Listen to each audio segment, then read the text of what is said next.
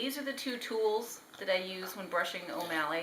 I start with the big brush. This was, just a couple of bucks at the store. And then I let him chew this brush while I fuss with him with this comb. If there's slight mats, I'll use the big side first and then work my way down to the narrow side. But usually we're fine just with the narrow side. As you can see, he's ready to get started. I keep his leash on him so I can use that for corrections. And I just kind of work on the parts of him that he lets be accessible to me to start. I don't want it to be a battle for him, and he does love to chew. So I go over him first with this, just a quick little brush. Then he'll usually get excited enough about the brush that he'll chew on that so I can fuss with the comb. The comb works really well because it's fine, the teeth are fine enough that if that can get through the hair, there aren't any mats. And again, I work with the parts of him that he makes accessible to me, and then eventually just get all the way around. His least favorite part probably is me doing his face and the hairs under his chin. These hairs here, very fine. But there we go. Good boy. Oh, maybe I should film more often. He's being very cooperative. Now the ears are important. You don't want mats in the ears.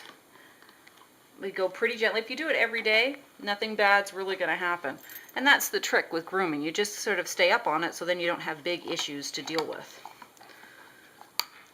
Nice and smooth. Do this ear, do the outer ear hair.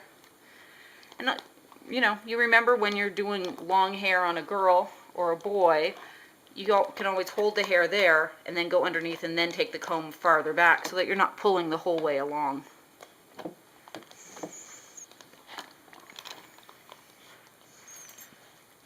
I do clean his ears with a solution once a week or once every 2 weeks as well as advised by the vet. Now, I do his legs.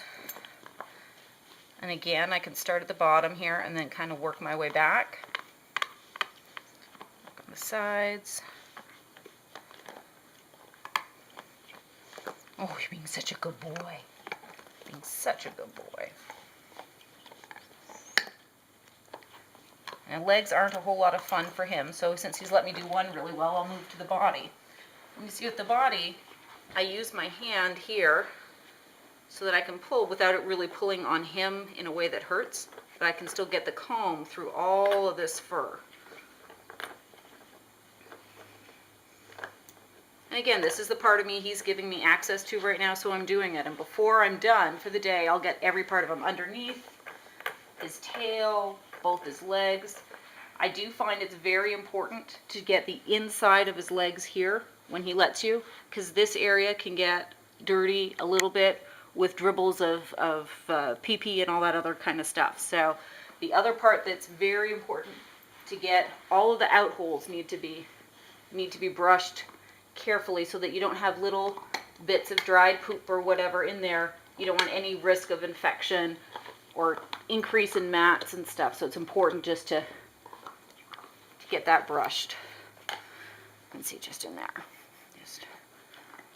Just work a little at a time until you're all the way done. So it's not really very complicated. It's just trying to keep things feeling good for him, keeping him occupied. And again, there's a lot of hair here. So you see I hold it down and then I can work down and move my way back up. Good boy. Yeah. Good boy. There you go. Good boy. Now there are other combs of other designs, but as long as you have access to this very thin, very narrow teeth, you'll be fine. Because in the end, if that can get through, then you're in good shape. And we very much like the fluffy teddy bear look, so we do like to keep his hair quite long, which means that keeping up on grooming is a good idea. So, where's your brush, buddy? So that's basically it. I guess I could show you doing the underside.